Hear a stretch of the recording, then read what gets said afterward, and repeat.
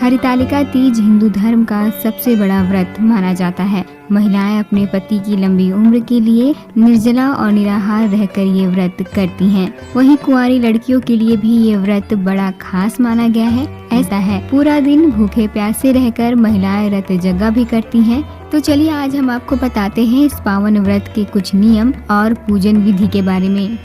सबसे पहले आपको बता दें कि ये व्रत निराहार और निर्जला किया जाता है, यानी कि एक पूरा दिन और अगली सुबह सूर्य उदय तक महिलाएं जल ग्रहण तक नहीं कर सकती। इस व्रत को कुंवारी लड़कियां और शादीशुदा दोनों ही कर सकती हैं।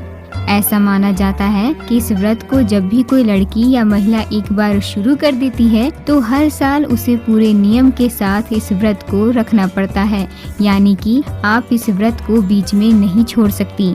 इस व्रत में महिलाएं नए कपड़े पहनकर संवरती हैं और पूरे 16 श्रृंगार करती हैं और कई सारी महिलाएं एक साथ मिलकर रात भर पूजा और भजन करती हैं। हरतालिका तीज के दिन रात्रि जागरण किया जाता है। रात में भजन कीर्तन भी किया जाता है। इस दिन माता पार्वती और भगवान शंकर की विधि विधान से पूजा की जाती है। माना जाता है कि अगर इस व्रत के समय आपने अगर जल का सेवन कर लिया तो आप अगले जन्म में मछली या पानी वाले जीव में पैदा होंगी और अगर दरिया या फल खाने वाले किसी पक्षी के रूप में होगा। वहीं अगर आप हरतालिका तीज के दिन रात में सो गयी तो आपका जन्म अजगर के रूप में होगा।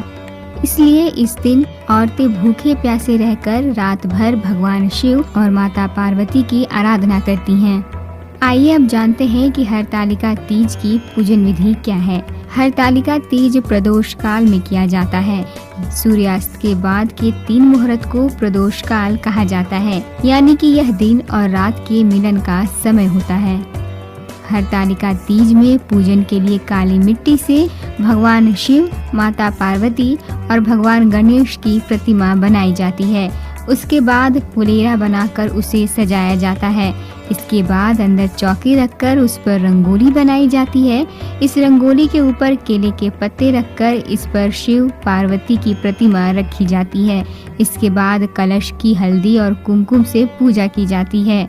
बाद में भगवान शिव और गौरी की पूजा करके उनका संपूर्ण श्रृंगार किया जाता है। फिर व्रती महिलाएं सुहाग की पिटारी में सुहाग की सारी वस्तु रखकर माता पार्वती को चढ़ाती हैं और भगवान शिव को धोती या फिर तौलिया चढ़ाया जाता है।